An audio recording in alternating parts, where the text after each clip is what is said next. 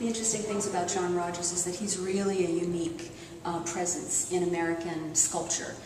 He was an engineer, not a trained artist, and he was doing something really unique in the United States, even though what he was doing had precedence in Europe. In Europe, even during the 18th century, and certainly during the early 19th century, there had been a tradition of creating these tabletop genre scenes. Sometimes they were odalisques, sometimes they were ordinary people, and they were produced by members of the French Academy, often in ceramic, in bisque, but also in bronze. And for people who couldn't afford that, they were plaster reproductions, plaster casts of those bronzes. It's fairly clear that John Rogers, when he began to make these, knew of that precedent, and yet he Americanized them. One of the earliest things that he did in creating these mass-manufactured and fairly cheap tabletop genre scenes was to select subjects that would be explicitly American.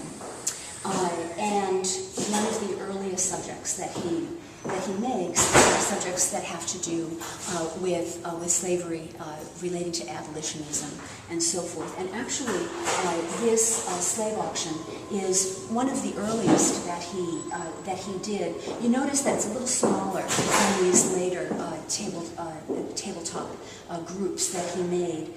They sold for about $10, $15. He would make editions each year and advertise them in magazines, and they were made for people who were interested in art but weren't the wealthiest collectors. $10 or $15 in 1859 or 1860 would buy you a table, a piece of furniture in a house. So they were not cheap, but they were not absolutely expensive either.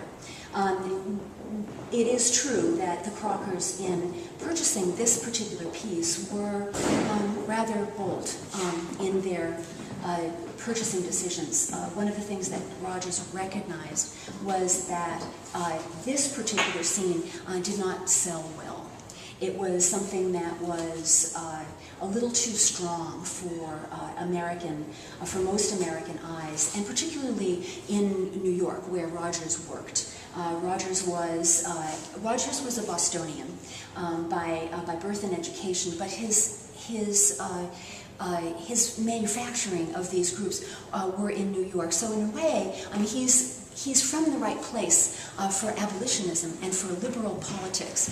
He's also in the right place for the production of art to a mass audience. The trouble with New York was that there were many people in New York who were Democrats and who were not in favor of the abolitionist point of view. And these very first ones, and particularly this group, were quite controversial because of the power in them.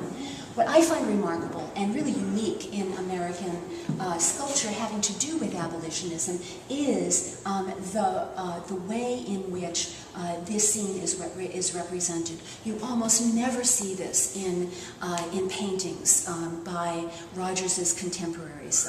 There are certainly references to slavery, but they're always softened, and they are never shown as bare as this, the demonic slave auctioneer, this powerful, proud black man, and this woman who is presumably his wife, the mother of his child, and they're about to be separated.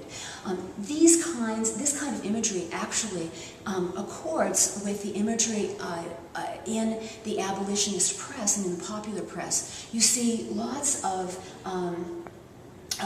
magazine illustrations that represent this kind of image extremely powerfully, but they were not within the realm of fine art. They were in the realm of political discourse. And Rogers, in creating something like this that was clearly meant to stand within the realm of fine art sculpture, or to look like fine art sculpture, was doing something very brave indeed.